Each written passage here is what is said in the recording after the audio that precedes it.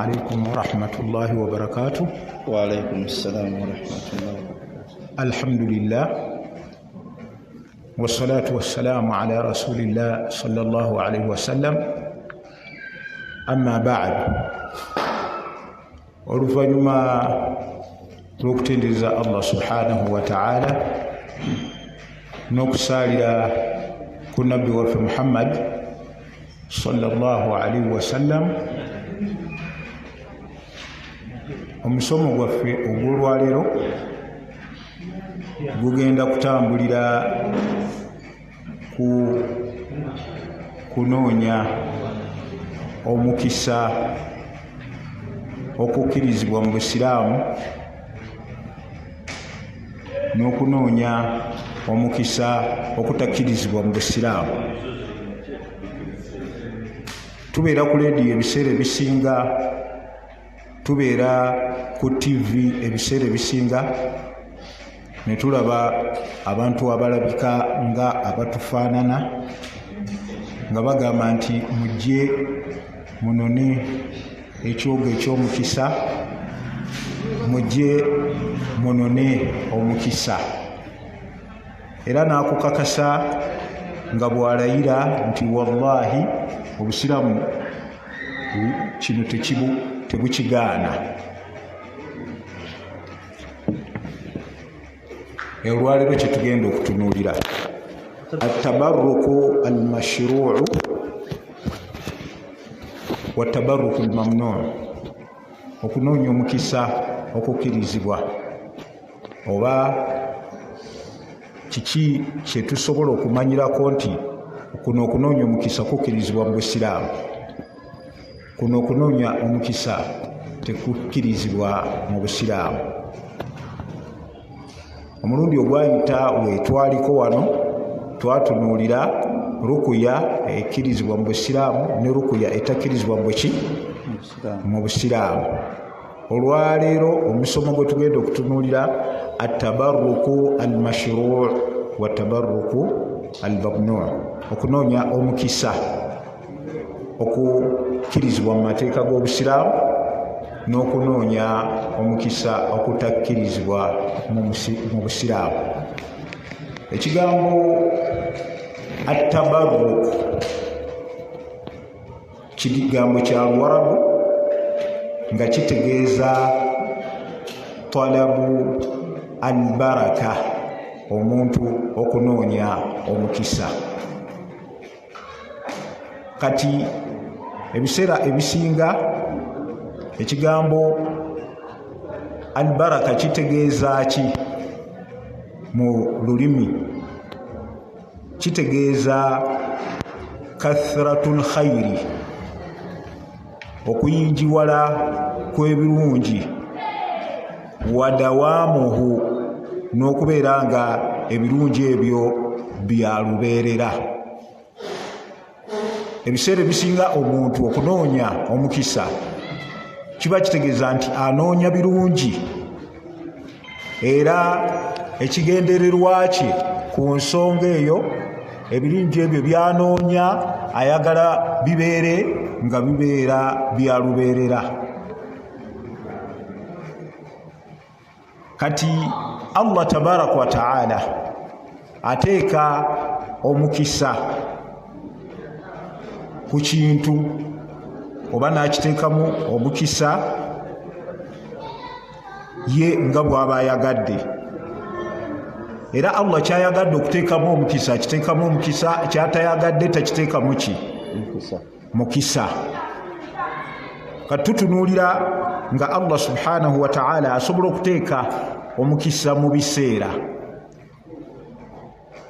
Bwe tutunuulira mu surati Ad-Dukhan aya eyokusatu, Allah agamba nti inna anzalnahu fi laylatin mubaraka, mazima Qur'ani twagissa mu kiro ekyaki eky'omukisa. Kiba kitegeeza nti nno ekiro Allah kye yassizaamu Qur'ani kya mukisa, era ekyo tukiraba nti ekiseera oba ekiro ekyakirabu Qur'ani kya mukisa. Allah yateeka omukisa mu kiseera ekyo. Tutunuulira nga Allah asobola okuteeka omukisa mu kifo. Allah n'akiteekamu omukisa nga bwe tulaba mu Qur'an mu surati al-Qasas aya eyokusatu. Allah agamba fi buq'ati al-mubaraka min ash-shajarati, mu kifo ekyaki ekyomukisa. Tulaba nga Allah tabaraka wa ta'ala yateeka omukisa. Allah asobola okuteeka omukisa ku bintu ebimu nga bwe tulaba bwe yateeka omukisa ku Kaaba n'agamba nti inna awwala baitin wudi'a linnaasi lalladhi bibakkata mubaraka wa hudan lil alamin, nti ennyumba eyasooka yeeyo eri mu kiwonvu ekyomukisa wa hudan lil alamin, era kyakulungamya eri abaki aba ebitonde. Allah asobola okuteeka omukisa mu bintu ebyenjawulo. Kati ekyokulabirako nga mu bantu asobola okubateekamu omukisa. Nabbi sallallahu alaihi wasallam ategeeza n'agamba nti inna min ash-shajarati lama barakatuhu kabarakati muslim, inna min ash-shajari lama barakatuhu kabarakati muslim. Waliwo emiti nga omukisa gwagwo gulinga omukisa gw'omusiraamu. Kitegeeza nti omusiraamu wa mukisa, era Allah tabaraka wa ta'ala yamuteekako omukisa. Kati kiba kitegeeza ki? Nti tuyina baraka za mirundi ebiri, emikisa gya mirundi emeka? Ebiri. Waliwo barakatu diniya, nga omukisa guno gudda ku saidi ya dini.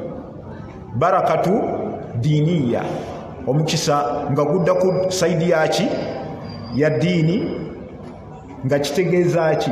Nti ekyo kidda raji'atun ila al-iman, kidda ku bukkiriza wa ta'a n'okugondera Allah tabaraka wa ta'ala wa thawabi n'empeera wa ma ila dhalika n'ebifaanaganako bwe bityo. Kati kiba kitegeeza ekyokulabirako fal ka'batu mubaraka, Kaaba ya mukisa binasil Qur'an, nga Qur'ani yetulaga nti Kaaba yaki ya mukisa wa barakatuha barakatu diniya. N'omukisa gwa Kaaba mukisa gudda eriki dini. Lwaki? Bw'otunuulira Kaaba, Nabbi sallallahu alaihi wasallam oba Allah tabaraka wa ta'ala ategeeza nti omuntu yenna akolera ku Kaaba oba e Makka ibada yonna, ibada eyo esinga ibada zakoledde mu bifo ebirala. Kati kiba kitegeeza nga bwe twannyonnyodde nti baraka kitegeeza kathratul khairi wa dawamu, okubeera nga obulungi, okuyinjiwala kw'ebirungi n'okubeera nga byalubeerera. Kakati olaba nti Kaaba ibada gy'oba okoledde ku Masjidil Haram eyina enkizo ku ibada gy'okolera awalala. Bwe tutunuulira Masjidul Madina, nayo Masjidu Mubarak, muzikiti gwaki gwa mukisa, era omuntu ibada gyakolerayo esinga ibada mu mizikiti egikoze eki egisigaddeyo. Kati ekyo kidda ila barakati diniya. Tuyina barakati duniyawiya, omukisa ogw'edduniya, ebintu nga birimu omukisa naye mu ngeri ya duniya. Ekyokulabirako kalmatar, nga enkuba. Allah tabaraka wa ta'ala ategeeza ng'alaga ng'enkuba ma'un mubarak, mazzi gaki ga mukisa, era Allah subhanahu wa ta'ala bwaba atutegeeza mu Qur'an bwe yali ayogera ku basikiriza abantu senga baba bamugondedde ne babeera nga bateeka mu nkola amateeka ge agamba nti la fatahna alaihim barakati minas samai wal ard. Allah yandibadde abaggulirawo emikisa okuva wa mu ggulu wal ard n'okuva mu nsi. Kati kiba kitegeeza nti enkuba n'ebimera birimu baraka bya mukisa binafsi al-Qur'an. Kati waliwo ebintu nga bigatta omukisa ogw'edduniya n'omukisa gwaki gwa akhira. Mu ebyo ye Qur'an al-Karim. Qur'an erimu omukisa ogw'edduniya, erimu n'omukisa gwaki gwa akhira. Qur'an eyina omukisa ogwe diini oba ogwa akhira mu ngeri ki ma yahsulu litalihi, ekyo okusinzira kyo ekyo kyafuna oyo aba asomye Qur'ani walmutadabbiru lahu n'agifumiitirizaako okubeera nga Allah amulinyisa amaki amadaala. Kakati ekyo barakatu diiniya. Ate Qur'ani eyina barakatu duniyawiya, erina omukisa gw'edduniya mu ngeri ki? Erina omukisa gw'edduniya mu ngeri al istishfa'u lahu, omuntu okubeera nga ajejjanjabisa. Kati Qur'ani erina barakati duniyawiya nebeera ne barakati ukhrawiya. Era omukkiriza yenna bw'aba asoma Qur'ani ateekeddwa okustashara oba okuwulira muli engeri bbiri nti ayagalamu barakati duniyawiya ne barakati ki diiniya. Kakati ebyo byonna bitutuusa ku kintu kyetwagala. Kyetwagala kyeki? Twagala okumanya atabarruku almashru', okunoonya omukisa okukkirizibwa mu mateeka g'Obusiraamu kuyina kuba kutya, ne atabarruku almamnu', okunoonya omukisa okugaanibwa mu Busiraamu kufaanana kutya. Tugambye nti tulina ebintu bimeka? Bibiri. Tulina atabarruku almashru', okunoonya omukisa, okwagala okufuna ebirungi, okwagala okubeera nga ebirungi biwangaala naawe, okukkirizibwa kwe kuliwa. Era atabarruku almamnu', okunoonya omukisa okukyamu kwe kuliwa.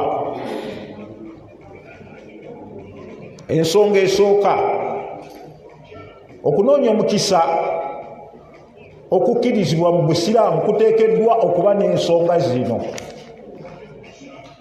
Okunoonya omukisa okukkirizibwa mu Busiraamu kuteekeddwa okuba n'ensonga zino.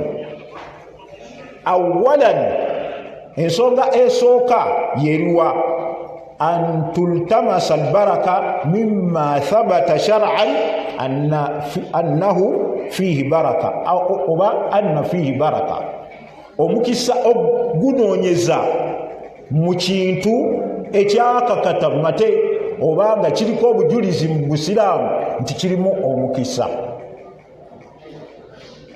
Okunoonya omukisa mu kintu ekiriko obujulizi nti nno ekintu ekyo kirimu omukisa,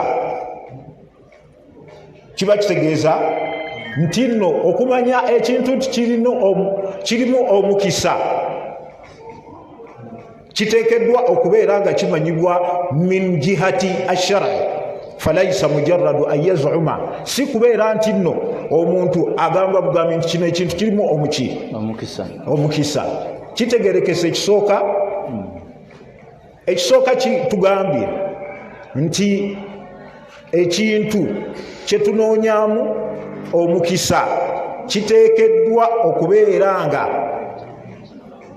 kyakakata oba nga kiriko obujulizi mu Qur'ani oba mu sunna nti ekintu ekyo kirimu omukisa so si kugamba bugambi nti ekyo ekintu kirimu omukisa kiba kitegeeza nti nno tuteekeddwa okuba n'obujulizi ku nsonga. Kati wano bannaffe abayimirira ku TV, abayimirira oba ababeera ku leediyo ne bakakasa nti bino ebintu ayagala omukisa, jangu ofune omukisa mu kino, kiba kitegeeza nti ekyo kikyamu. Era omuntu bw'aba akikoze aba ayawukanye ku njigiriza yaki y'omubaka oba aba ayawukanye ku njigiriza y'Obusiraamu. Ensonga ey'okubiri, an yakuna tabarruk wifqa ma warada fi shara. Omukisa ennoonya yaagwo eteekeddwa okubeera ng'ekwatagana n'ebyo ebyajja mu buki, mu shariya oba mu Qur'ani oba mu sunna.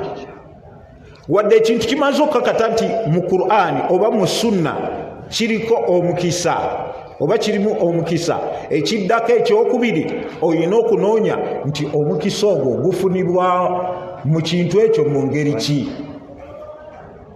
Twalabye ekyokulabirako nti bw'oba otunuulidde Kaaba eyina omukisa, ya mukisa. Allah tabaraka wa taala yagifuula ya mukisa, naye baraka ya Kaaba tuginoonyaako tutya? Tuyina kuginoonyaako wifqa ma warada fi shara, okusinziira ku njigiriza Allah gye yakola ki, gye yatuyigiriza nti bwe tuba tugenze ku Kaaba biki bye tulina okukola, nti okwata ku hajaru al aswad, just kwatako, toyina kyoyongerako kirala. Ekyokubiri arukunu lyamaani, n'omuntu ogenda ku Kaaba n'agyesiimuulako n'agenda ku bisenge bya Kaaba neyekulukuunya kuli, n'ateekako olubuto, n'ateekako omugongo, n'akwata ku lugoye lwa Kaaba, tutegedde ni Kaaba ya mukisa. Tuginoonyaako tya omukisa wifqa ma warada fi shara, tuyina okusinziira ku shariya kye yakola ki, kye yannyonnyola.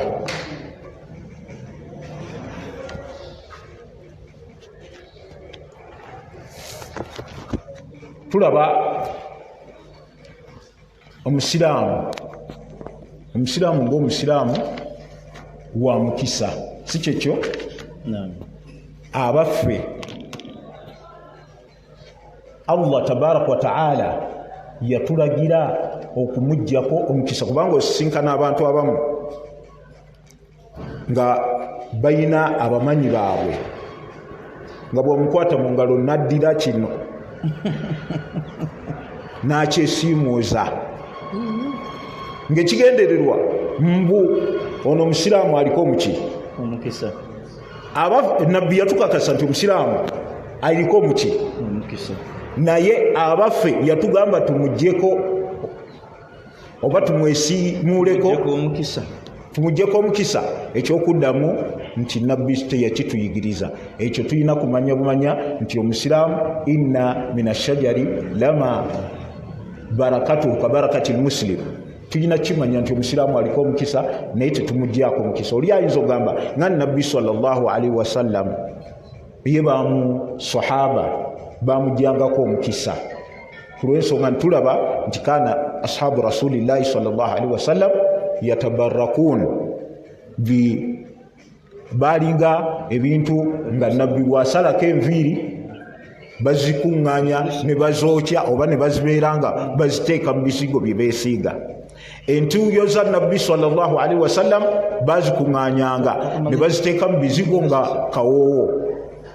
Nabbi amazzi bwe yatawaazanga kaada ashabuhu yaktatilun, basahaba basembereranga n'okulwanira amazzi ge, babeere kugamba nga balwanira amazzi ge bagafune olw'omukisa ogukolaki oguthabata shar'an mu mbeera eyo kyo tulina obujulizi nti ye nabbi ebyo ebimuvaako tusobola obikozesa mu ngeri y'okunoonya omukisa.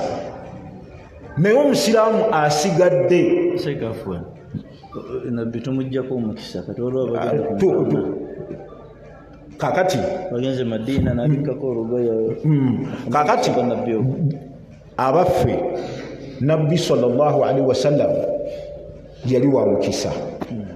Abaffe tusobola okujja baraka ku ntaana ye, ekyo lamu yathbutu shar'an, tekyajja mu mateeka ga busiraamu nti nno nabbi sallallahu alaihi wasallam kabuli ye tugijjako ki era kiba kikyamu omuntu kyakoze mu nsonga efaanaganako bwetyo. Tubadde ku nsonga egamba nti nabbi athar babikozesanga.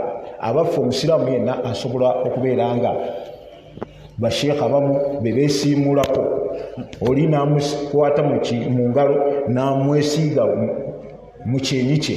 Abaffe kikkirizibwa oba nedda? Ekyokuddamu tekikkirizibwa. Ekyo kyali ku nabbi sallallahu alaihi wasallam yekka.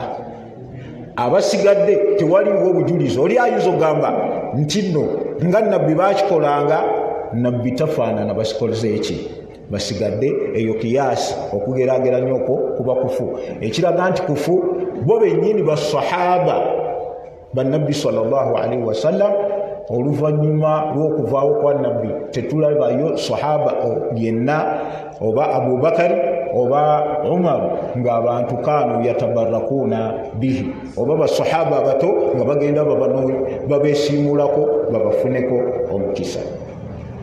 Ensonga eyokusatu ekintu ekirimu omukisa ayakuuna iltimaasu lbaraka ala jihati sababiya, okubeera nga ekintu kino kyoyitamu okunoonya omukisa tobeera nanzikiriza egamba nti kyekikuwa omukisa, wabula mujarradu sababu, nsonga eyitibwamu obuyitibwa, obeere nga ofuna kiri Allah kyakoze eki. Kati kiba kitegeeza nti nno omuntu alina okukakasa nti awa omukisa yaani ye Allah subhanahu wa ta'ala, wabula eno ensonga Allah yatulagira tugikole atuwa omukisa, so si kubeera nti ekyo kyoyitiddemu kyekiwa omukisa. Kati kiba kitegeeza nti ezo ensonga esatu wezituukirira mu kintu ekisooka. Tugambye ensonga esooka ebadde ensonga ki? Okubeera nga ekintu ekinoonyezebwa mu omukisa kyakakata mu mateeka g'obusiraamu nti kirina obujulizi mu mateeka ga Allah nti nno kirimu omukisa.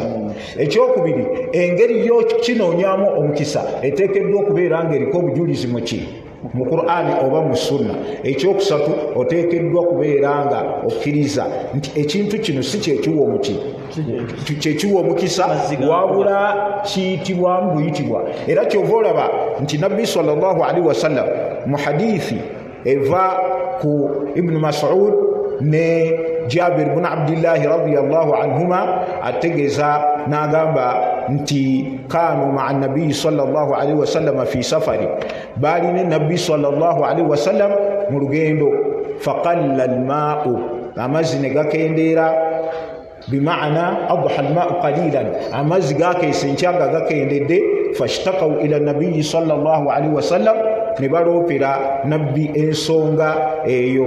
Faqala sallallahu alaihi wasallam, nabbi n'abagamba utlubu liya fadlu lma, munkuŋŋaanyizeeyo ku mazzi ge mwagenze musigazaayo amazzi amatonotono. Nabbi ne bamukuŋŋaanyiza amazzi amatono, fawadaa yadahu fil ina, n'ateeka omukono gwe mu kyombo ekyalimu amazzi ago ge bakuŋŋaanyiza, wa qaraa, n'asoma, n'abako ayati z'asoma, wa idha bilmaai kama yaqulu Ibn Mas'ud yafuru, tugenda okulaba Ibn Mas'ud agamba tugenda okulaba ng'amazzi gafubutuka mu ngalo za nabbi sallallahu alaihi wasallam. Nabbi wonna bw'amala okukola ekyo n'abagamba nti halumu ila ma'in mubarak, mujje eri amazzi agaki. Kati wano n'ayogera ekigambo saddali dharia, ekitugaana okugwa mu shiriki, kyava agamba nti walbarakatu min Allah, n'omukisa kuva eri ani? Allah subhanahu. Si nze nfuuse ensonga, wabula emibadde mujarradu sabab, amazzi ne gakola ki? Kati nekibanga kitegeeza nti baraka eva eri ani? Allah tabaraka wa taala. Kati wadde ekintu kimaze okukakata mu mateeka g'obusiraamu nti kirimu omukisa, ne kaifiya yaakyo, enkola gy'okinoonyamu omukisa ogikoze, ensonga ey'okusatu labudda an ta'takida, oteekeddwa okubeera nga okkiriza nti nno eno baraka Allah yagireeta, wabula kino mujarradu sabab, eno nsonga eyitibwamu obuyitibwa. Kati kiba kitegeeza nti ekyennyume ky'ebyo bye tugambye ye baraka atabarukul mamnu, okunoonya omukisa okugaanibwa. Ekisooka tabarukul mamnu, okunoonya omukisa okugaanibwa, ze zino ensonga. Antultamasa albaraka, kwe kunoonya omukisa mimma lam yathbutu shar'an, ku kintu ekitaakakata mu mateeka ga busiraamu, anna fiihi baraka, nti kirimu omukisa. Abampuliriza, ekibuuzo kiri nti akambula, kayayaana alimu omukisa? Kayayaana alimu omukisa? Tumunoonyamu omukisa? Nedda. Lwaki tumunoonyamu mukisa? Lam yathbutu shar'an, tekiri mu ebyo ebyajja mu shariya nti nno mulimu omukisa. Kati bwe bwokeesa enkya n'oyimirira n'otandika okwowoola abasiraamu n'obagamba nti nze ndi musiraamu munnammwe, kino kye mbagamba, Allah yatuteera emiti mu nsi, era gino emiti kayayaana wa mukisa. Abataafuna mukisa kubeera nga mufuna okunaazibwa kayayaana mu buto, mujje mbanaaza ekyogo hal thabata shar'an, ekyogo kyakakata mu mateeka g'obusiraamu nti kirimu omukisa? Bwe kiba nga tekyakakata, kyoba okoze oba omaze okuva ku mulamwa omutuufu. Kati ekintu kyonna kibagambanga nti jangu ofune omukisa, gw'ataagufuna sooka okinoonye. Hal thabata shar'an, abaffe kyakakata mu sunna oba mu Qur'an nti kirimu omukisa? Bwe kiba tekirimu omukisa, tetuteekeddwa kinoonyamu mukisa. Ekyokubiri, kaifiya, engeri ekintu kiyinza okuba nga kirimu omukisa naye nga omukisa gwakyo gukivaako. Tewaliwo obujulizi mu sunna oba mu Qur'an bulaga nti ekintu ekyo tukijjako omukisa. Kyekyo kye twagambye nti Nabbi sallallahu alaihi wasallam kyagamba nti inna min ashajari lama barakatuhu kabarakati lmuslim. Kiba kitegeeza nti eyo hadithi ekakasa nti omusiraamu aliko omukisa. Abaffe tukkirizibwa ogenda okwesimula ku musiraamu tumunoonyemu omukisa. Ekyokuddamu nti nno tetuteekeddwa. Kati bwe kibanga tekyakakata oba tekiriko obujulizi nti nno kino tukinojjako omukisa ne bwe gubanga mweguli tetuteekeddwa gujjamu. Ensonga ey'okusatu kwe kubeera nga omuntu ayina enzikiriza nti ekintu kino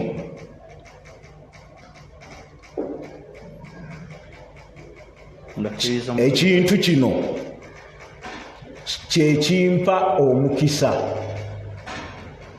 okubeera nti ekintu nga kyo kyennyini kyekigaba omukisa eyo nno shirikul akbar shiriku eba ki nene ku lw'ensonga lwaki ku lw'ensonga nti oba okakasiza nti anna maa llahi sharikun nti allah ayina gwe tumugatta naye oba allah ayina agaba omukisa atali omulala atali ye kiba kitegeeza nti wenkanyankanyiza allah n'ekintu ekirala mu kugaba omukisa ku nsonga eyo tulaba nga nabbi sallallahu alaihi wasallam byatwewaza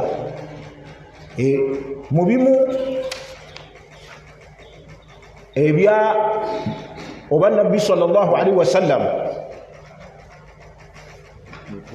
nga tutandikidde naddala ku Umar bin Khattab radiyallahu anhu mulaba bwe tugenda ku hajarul aswad ejjinja line libayita hajarul aswad ejjinja eriddugavu e Makka tetuyina kirala kyonna kyetunoonya ku jjinja eryo wabula iktidaan bisunnati rasulillahi sallallahu alaihi wasallam kukola nkola yani ya nabbi sallallahu alaihi wasallam era Umar bin Khattab radiyallahu anhu bwe yakwata ku jjinja eryo yagamba ejjinja inni a'lamu annaka hajarun nze mmanyi nti nno liki jjinja la tadur la tanfa toyina kyoyinza kungasa wala tadur era toyina kyoyinza kunkosa laula anni ra'aytu rasulallahi sallallahu alaihi wasallam senga salaba nabbi sallallahu alaihi wasallam yukabbiruka nga akunywegera ma kabbaltu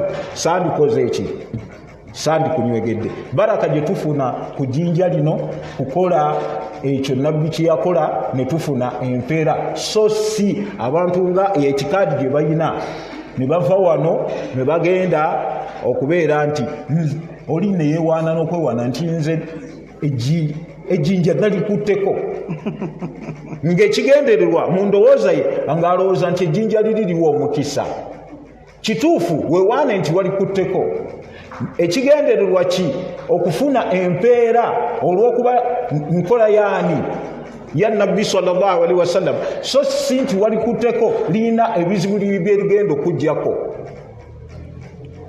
nabwe kityo mu mbeera efaanaganako bwetyo nabbi yatwewaza omuntu yenna okubeera nti nno onoonya omukisa mu kintu ekitali ekyo ekyakakata nti kiriko omukisa era kyova olaba nti hadithi ya abi waqidi al-laythi ategeeza n'agamba nti nno baali agamba nti kunna maa rasulillahi sallallahu alaihi wasallam twalina enabbi sallallahu alaihi wasallam wa nahnu hudathau ahdi bilkufuri nga naffe tukyali bapya nga twakayingira obusiraamu famararna bisidra ne tuyita ku muti omuti ogwo walilmushrikina sidratun yakufuuna indaha nga ne bamushirikuuna bakuŋŋaana ne bakolera ibaada ku muti ogwo wayanutuuna biha aslihatahum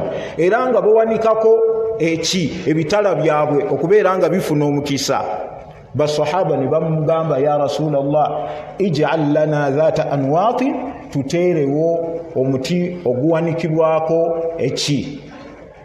ebitala kama lahum dhata anwaat nga bali nabo bwe balina omuti oguwanikibwako ebitala nabbi sallallahu alaihi wasallam n'agamba nti allahu akbar wallazi nafsi biyadi biyatendereza allah tabaraka wa taala era n'alaga obunene bw'ensonga n'agamba nti wallazi nafsi biyadi qultum ma qalat bani israil mugambye nga banu israil bwe bakola ki bwe bagamba li musa ij'al lana ilaha tuteerewo katonda kama lahum aliha ngabo bwe balina baki bakatonda kati olaba nti omuti guli bo bali kanu yakufuna indaha bajjanga ne bakolerako emikolo gyabwe era ng'olwaleero abantu abamu bwe bagenda ku miti egy'enjawulo abantu abamu abagenda ku nsozi nga banoonyeeyo mikisa yanutuna yakufuna indaha nga bakolerawo emikolo abantu bakuŋŋaana nti ffe abengo tugende ku lusozi Nakyejwe bagenda ku Nakyejwe kukola ki kukolerayo mikolo era nga bagenze okunonayo ebizibu olw'okuba bibakutte wano mu Kampala ne bagenda bikola ki nti tugende tumale emikolo tubeere nga ebizibu bituvaako yakufuna indaha wayanutuna biha aslihatahum nga bakola ki bawanikako ebitala byabwe. Nabbi sallallahu alaihi wasallam yabafaananyiriza ne babanu Israila abagamba ki abagamba Musa nti tuteerewo Katonda nga bali bwe balina baki bakatonda baabwe. Naawe bw'okeesa enkya n'ogenda ku lusozi oba lwakika oba ku muti ng'ogenzeeyo kunonayo mikisa omuti ogwo oba ogufudde ilahan oba amalaalo. Oluusi abantu abamu embeera emuyitirirako wano e Kampala ne bamugamba nti gendako ku malaalo ga maamawo, n'osituka wano n'ogenda ku malaalo n'ogamba nti maama nta bazzukulu bo tebakyakola ki tebakyasoma. Genda ononye ku mikisa, genda mugende mulime ku bijja mufune emikisa. Ekikwewuunyisa ng'ate abali ku bijja ababirima buli mwezi bakubira essimu nga bagamba tuweerezeeyo ku buwunga, tuweerezeeyo ku sukaali, ng'ate bo basuulira ddala ku malaalo wali. Kati ate omukisa ebirungi babinoonya ku ggwe ate ali eno, ate ggwe ogamba nti osituka ogenda okole ki nga bali basiiba ku malaalo abo we basula, naye gwe ogenda kugendayo akaseera katono nnyo ofune omukisa nga gwo ate bo tebakola ki tebagulina. Nabwe kityo baddu ba Allah tabaraka wa taala attabarruk okunoonya omukisa okukkirizibwa mu Busiraamu tutunuulidde ensonga mmeka? 3. Bw'obanga omuntu akoowodde nti nno jangu nkuwa omukisa, tunuulire ebintu bino ebimeka? 3. Ekintu ekyo kiriko obujulizi mu mateeka g'Obusiraamu nti nno kirimu omukisa nti ye. Ekyokubiri, engeri yokinoonyaamu omukisa weeri oli ayinza okugenda n'agamba nti mathalan genda oyoole ettaka ku kabuli oliteeke mu mutwe. Abaffe kiriko obujulizi. Ekyokuddamu nti tekiriiko bujulizi. Ekyokusatu, oteekeddwa okubeera nga etikaadi gy'olina ku ekyo kyonoonyaamu omukisa eteekeddwa okubeera nga etikaadi oba enzikiriza eyo eteekeddwa okubeera nga si kino nti nno kyekiwa omukisa, wabula ekyo min jihati asabab, mu ngeri yaki kyo sabab nabbi so si kyekiwa omukisa. Nabwe kityo ekyo mu bufunze kyekikwatagana ku atabaruku almashru' ne tabaruku almamnu'. Ekijja okusembayo atabaruku, hukumu tabaruku almamnu' yanqasimu ila 3 aqsam. Tabaruku egaanibwa eteekululwamu emiteeko emeka? 3. Okunoonya omukisa okugaanibwa kuteekululwamu emiteeko 3. Ekisooka ayatakida almutabarriku anna ma tabarraka bihi yamnahu albaraka, okubeera nga ono anoonya omukisa akakasa nti kino kyanoonyaamu omukisa kyekimu omukisa min dhaatihi nga kyo kyokka, era huwa alladhi yufiidu albaraka, era kyekigaba omukisa. Wa huwa alladhi yu'ti albaraka idha shaa, nti kyo kyekiwa omukisa bwe kiba kikoze eki kyagadde. Mithaalu dhalika ma yaf'aluhu alquburiyun, ekyokulabirako nga abanoonya omukisa kabuli nga bwe bakola. Hina yatamassahu bilkubur, engeri gyeyesimula kabuli, wal awliya ma'a itikadihim, n'enziki nga balina enzikiriza. Anna alwaliya, nti waliyu oba asayid oba ono mukama we ali mu kabuli, huwa alladhi yu'ti albaraka, nti yawaki omukisa. Ekyokubiri, tabaruku eri mamnu yeriwa kwe kubeera nti ayatakida kwe kubeera ng'omuntu akkiriza anna lamma tabarraka bihi bw'anoonyeza omukisa mu kintu kino, ekintu kino kirina arwah emyoyo, au ma kadi yakulunu ruhaniya kadi yatabarraku ba'du bishajara, abantu bayinza okuyitira mu muti au bisayara oba bisariyatihi oba ekyetolodde omuti ogwo, au hatta n'okutuusiza ddala bikabri ne kaburi. Wayazumuna anna lihadhihi ashajara, nga bagamba nti guno muti au alhajar oba ejjinja lino au alqabri anna lahu, nti omuti ogwo guyina arwah emyoyo, tarfa'u alhajat ila Allah, gisitula ebyetaage okubitwala eryani Allah subhanahu wa ta'ala.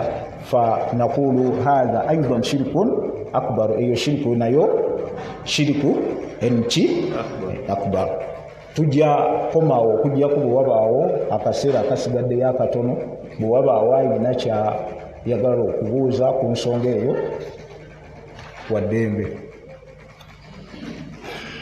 Naam, assalamu alaikum warahmatullah. Barakallahu fik. Sheikh asomesezza omusomo gw'ebbeeyi. Akaseera akasigaddeyo obudde bwa dakiika 15 akatuwadde tukabuuzeemu ebibuuzo abyanukule kubanga agenda. Nolwekyo mbadde nsaba mu musomo gwe ogwo tugubuuzeemu ebibuuzo akaseera kano era abyanukule nga tannaba kugenda insha Allah subhanahu wa ta'ala. Wa barakallahu fikum. Esebu.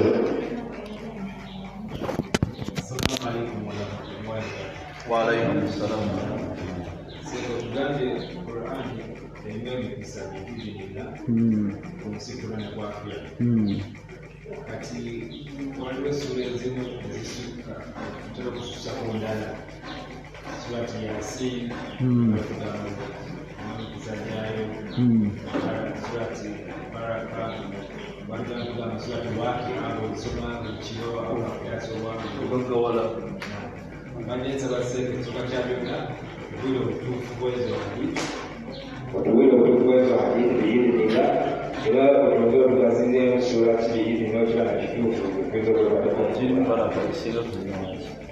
Ekisookera ddala suratu Yasin simanyi abantu lwaki bagyesibako, terina hadithi yonna ntuufu kuyo egiraga nti erina enkizo ku ndala. Hadithi zonna Yasin qalbul Qur'an, Yasin gwe mutima gwaki gwa Qur'ani, hadithi mawduu mpaatiike ne ahadithi endala. Suratu Al-Waqi'a era nayo gikonyeeko egamba nti yanfi al-faqra, egaana obuki obwavu, nayo hadithi si ntuufu. Waliwo essuula ezirina enkizo, ekyokulabirako suratu Al-Baqara, yo nabbi sallallahu alaihi wasallam ikwewunyisa, ate abantu bava ku ebyo ebiriko obujulizi obutuufu ate ne bagenda ku ebyo ebitaliiko obujulizi butuufu. Kati suratul Baqara nga suratul Baqara nabbi yagamba nti akhdhuha baraka wa tarkuha hasra, okugyekwatako mukisa atojireka kufaafaagalirwa, wala yastati'uha batala, era ne shaitani neddogo terigikola ki, terigisobola. Qur'ani surati al-Baqara nabbi ne Ali Imran yategeeza n'agamba nti zigenda kujja yawma al-qiyama ka annahuma ghamamatan aw ghayayatan, zigenda kujjanga bwolaba ekire oba nga bwolaba attai obunyonyi obikoze eki kwegamba obuli mu bibinja nga bubi zibikiridde oyo yazikola ki, eyazisoma nga zizze okumuwolereza mu maaso gani. Oyogede ku surati Al-Mulk, surati Tabaraka, ogise Tabaraka Mulku, yo nabbi sallallahu alaihi wasallam yategeeza nti omuntu agisoma byebimu ku bimutaasa azabu al-kabri. Kati tunoonye eziriko obujulizi obutuufu, naye Yasin nga Yasin abantu bagyekwatako naye ate teriiko na hadithi ntuufu yonna. aya nga aya za Qur'an dala bigabya ekyokubiri Qur'ani nga Qur'ani yonna mukisa gwe soma nga toyina nkizo gyogamba nti eno yeri ku surati ki Yasin wabula bw'oba ogisomye ojja gifunamu obuki obulungi. Naam. Wa alaikum salaam.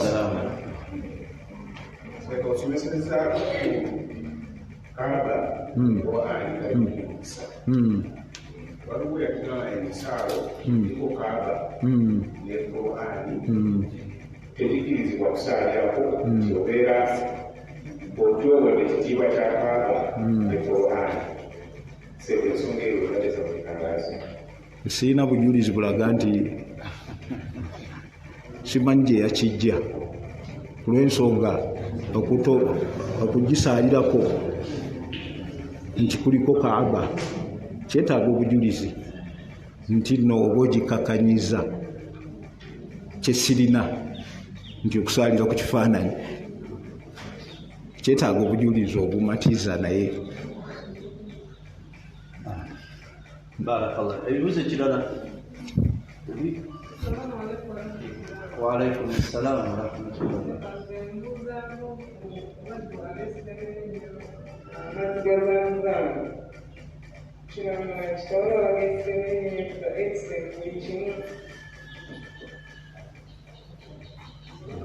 Amazzi agazamuzamu mazzi ga mukisa era nabbi yagamba nti zamuzamu lima shuriba lahu, zamuzamu ofuna ekyo kyoba omunyweredde.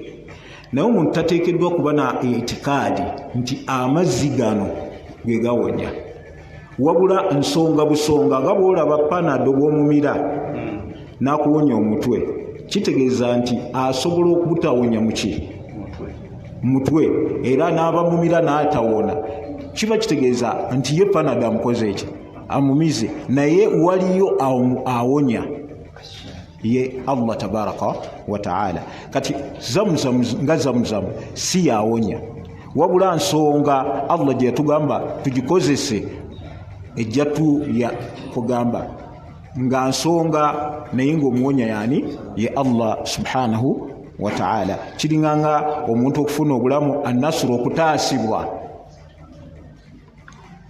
Nabbi yatuyigiriza nti waliwo ebiseera omuntu bwe babanga babadde mu jihad nga waliwo ebiseera ebirimu omuntu okubeera nti nno ebiseera ebyo bw'aba abigoberedde birimu okutaasibwa, naye tekitegeeza nti bye bitaasa, wabula Allah tabaraka wa taala yataasa. Zamzam si yawonya, wabula nsonga busonga ekozesebwa Allah n'akola ki n'akuwonya.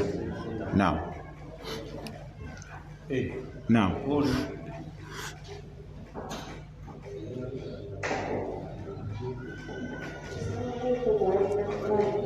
Wa alaikum salaam wa rahmatullah.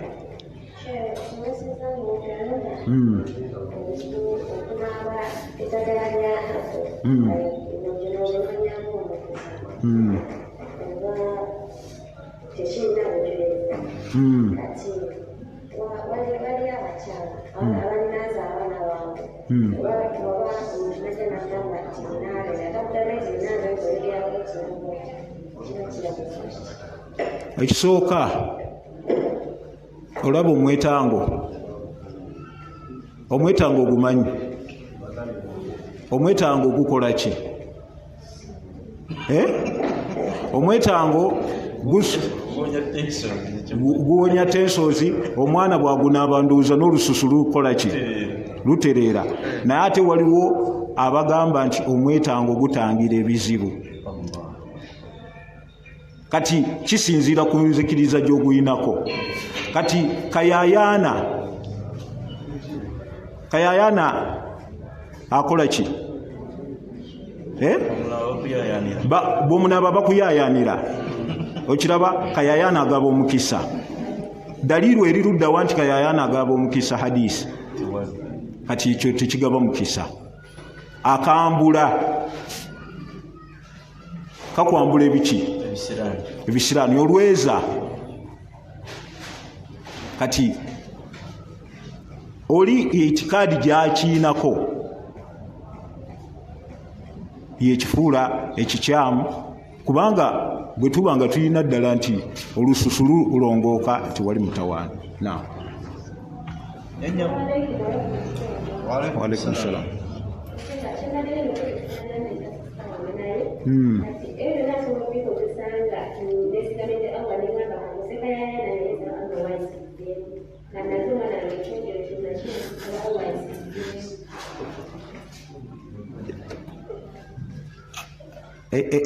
Twogedde ne tugamba nti ekintu ekinoonyezebwamu omukisa nti ogenda kinoonya mukisa kiteekeddwa okuba n'obujulizi nti kiriko nti kijjibwamu omuki nga kiriko daliiru aya oba ki hadisi.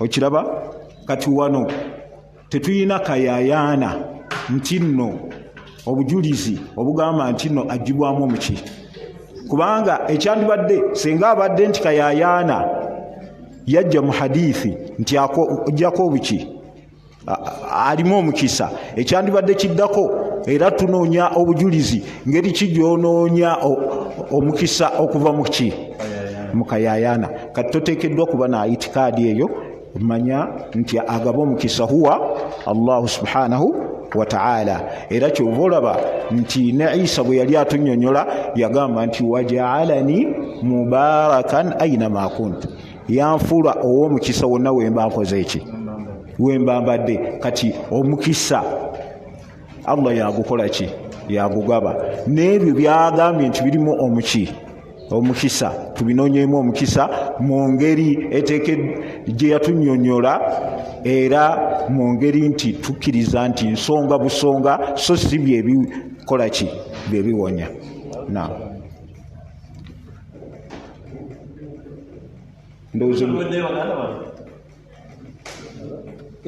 Barakallahu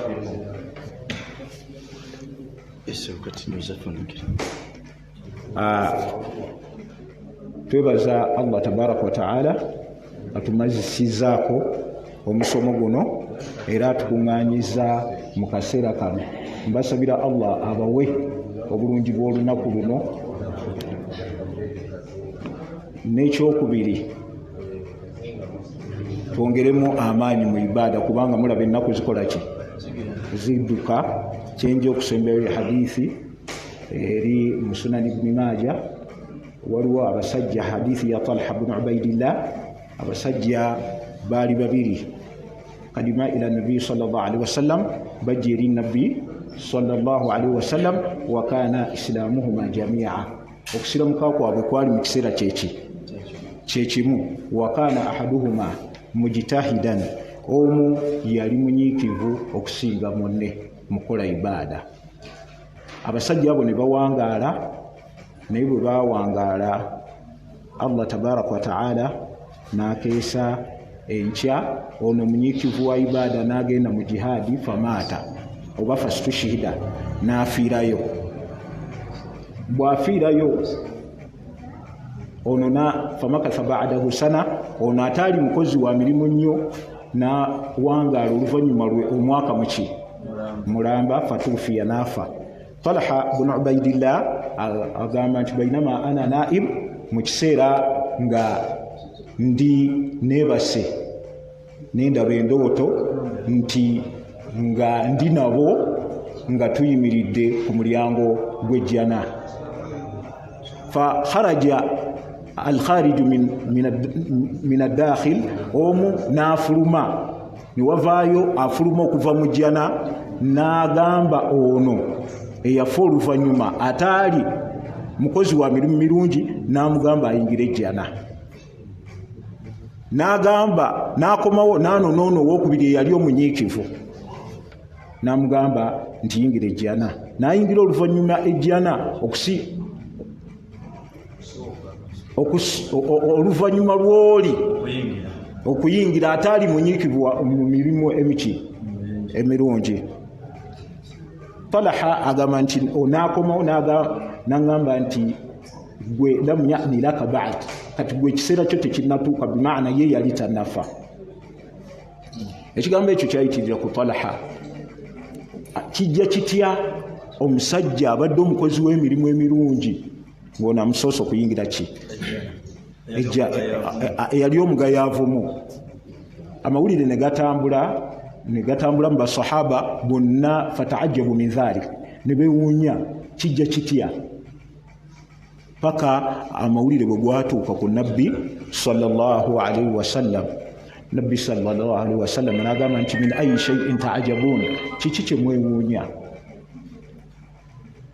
basahaba ne bamugamba nti ono kana mujtahidan ono yali munyikivu mukola ibaada ono musooka atya okuyigira ki ejjana nabbi yabuuza ekibuuzo kino kiwulire yagamba nti alamu yamkufu ba'dahu sana teyawangaala oluvannyuma lwe omwaka mulamba waswama wa adraka ramadana nasinkana ramadana waswamahu n'agisiiba kati kiba kitegeeza ki mu hadiisi eyo kiba kitegeeza nti okusangibwako ramadani ng'oli mulamu oyina enkizo nnene tafaali ddene ku kuyingirawo kwejjana temugayaala baddu ba Allah tabaraka wa taala ayina furusa yenna asobola okukola kyonna kyokola tolinda hadiisi entuufu egamba nti idha dakhala awwalu layla min ramadan olunaku olusooka mu ramadan bwe luyingira nada almunadi akowoola omukowooze n'agamba nti ya baghiya alkhair aqbil owange gwanoonya okukola ebirungi kola ki genda mu maaso wa ya baghiya sharri aqsir gwe akola ebibi lekeraawo naye kino kyenjagalamu hadithi wa inna lillahi wataqaa min annaari wa dhalika fi kulli layla Allah ata abaddu be buli lunaku okuva mu muliro wadhalika fi kulli layla mu buli kiro okutandikira ddala ku kiro ekisooka va ku eno hadithi dhaifu egamba nti nno simanyi akhiruhu etku minan nar ekumi erisembayo nti Allah ata omuddu we okola ki okuva mu muliro buli lunaku olwaleero luyinza okuba olunaku lw'okuva mu muliro olwaleero nosinkana tarawehe inna lillahi wa inna ilaihi raji'un tarawehe biba saawa 2 paka saawa 3 ndowooza abantu ne basalako 2 ne beetambulira ne basalako 4 ne bagenda bayimirira ku maduuka wama yudirika kyekikumanyisa nti ramadani ejja ole bameka abali mu mizikiti gyammwe bwe masala nabo omwaka oguwedde ng'olwaleero kibaliwo bino byenkugamba biyinza okuba nga tebikuyingira nga nange sibitegeera bulungi naye ababitegeera be bali ewammwe wansi w'ebimwanyi abali ewammwe wansi w'emisambya be bategeera nti man kama maa al-imami hatta yansarifa kutiba lahu qiyamul layl omuntu ayimirira ne imaamu paka imaamu bw'amaliriza awandiikibwako ayimiridde ekiro si be baffe ababitegeera be bali wansi w'emimwanyi olwaleero ebyabasomerwa babitegeera omu yaloosa munne mu basalafu abaakulembera yagamba nti nadimna ala amrin azim tujjusa lwa nsonga nnene eno gye tuli mu kaburi na'lamu wala na'mal tutegeera bulungi kati ebyatugambwanga naye tetukyasobola kukola naye ati mmwe abali ku duniya ta'amaluuna wala ta'lamuun mukola naye temukola ki la raka'a namugamba nti eraka egi fi sahifati ahadina ngeri mu kitabo ky'omumufe nga Allah yagikkiriza khairu min ad-dunya wa ma fiha esinga eduniya n'ebigiriko naye omuntu gwe bagamba olwaleero nti raka'ata al-fajr khairu min ad-dunya wa ma fiha eduniya eraka ebbiri eza fajiri zisinga ayina ekizimbe wane n'amagoma ayinza obutakitegeera abakitegeera beebo abali wansi w'emisambya bino tujja bitegeera nga tumaze okugenda wansi w'emiyembe tibyeebiteekeddwa okukolebwa subhanaka allahumma bihamdika ashhadu an la ilaha illa anta astaghfiruka wa atubu ilaik wassalamu alaikum warahmatullahi